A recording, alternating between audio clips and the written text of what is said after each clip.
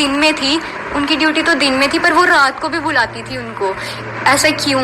इसीलिए उन्होंने मुझे ये भी बताया कि जो उनकी वाइफ थी सर की, उनको ये पहले नहीं पता था कि उनकी एंगेजमेंट हो गई है। फिर जैसे ही उनको पता चला कि उनकी एंगेजमेंट हो गई है, उनकी शादी है, तो फिर वो ज़्यादा तंग करने लगी उनको। ऐसा क्यों? अगर मतलब वो वहाँ पे बर्डी बन के काम करते थे, बर्डी कोई नौकर तो नहीं है, हमने उनको देश माता की सेवा के लिए भेजा है, किसी का नौकर बना के नहीं भेजा। किसी का नौकर बना के नहीं भेजा हमने उनको। ऐसा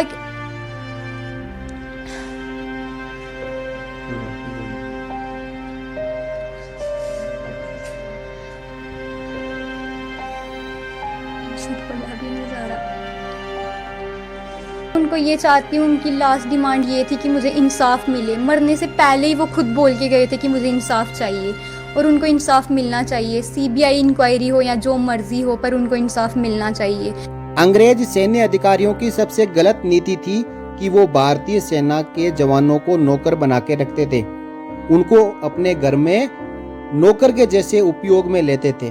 उससे बूट पॉलिश करवाना, ड्रेस धुलवाना, ड्रेस पॉलिश करवाना, उनकी वर्दी को तैयार करवाना, कुत्तों को घुमाना, उनके बीबी बच्चों को मार्केट घुमा के लाना, बच्चों को स्कूल में छोड़ना, ये सब काम एक कॉलोनियल प्रथा के अंदर में था, जो कि अंग्रेजों की प्रथा थी।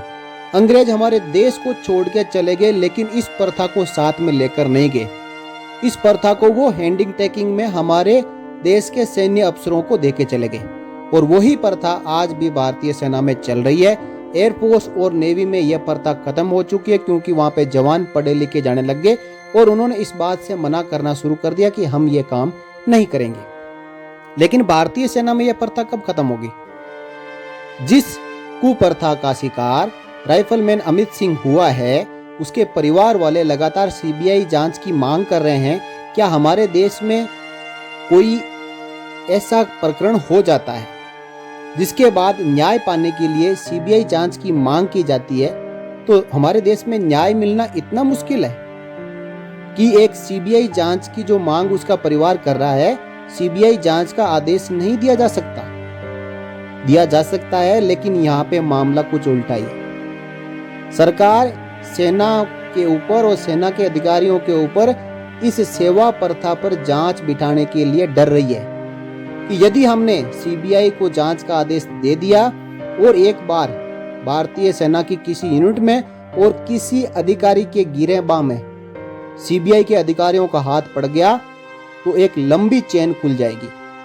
हर एक वो सहायक बोलेगा कि मेरे साथ में भी अपराध हो रहा है। जैसे कि 2-3 साल पहले एक हैशटैग चला था, मी टू, यानी मैं भी। वो शोषण के विरुद्ध था। जब एक महिला ने आवाज उठाई तो सभी उन महिलाओं ने कहा मी टू, यानी मेरे साथ में भी ऐसा हुआ। ऐसा ही हमारे भारतीय सेना के सैनिक कहेंगे कि हाँ, मैं भी सेवादार हूं, मेरे साथ में भी ऐसा हो रहा है।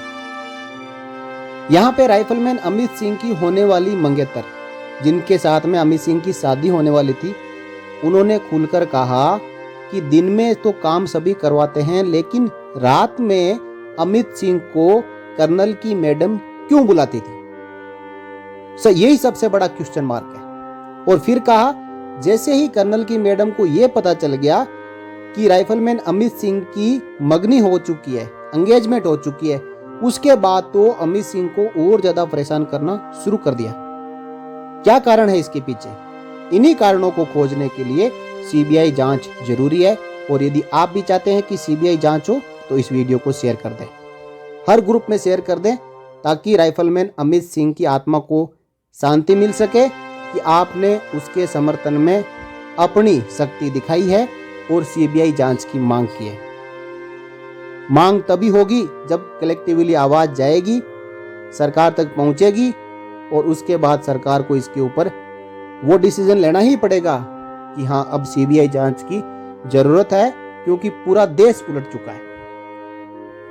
तो केवल एक राइफलमैन अमित सिंह और उसका परिवार यदि मांग करे, तो ये मांग सरकार तक नहीं पहुंचेगी जब तक कि उसका साथ हम ना दें।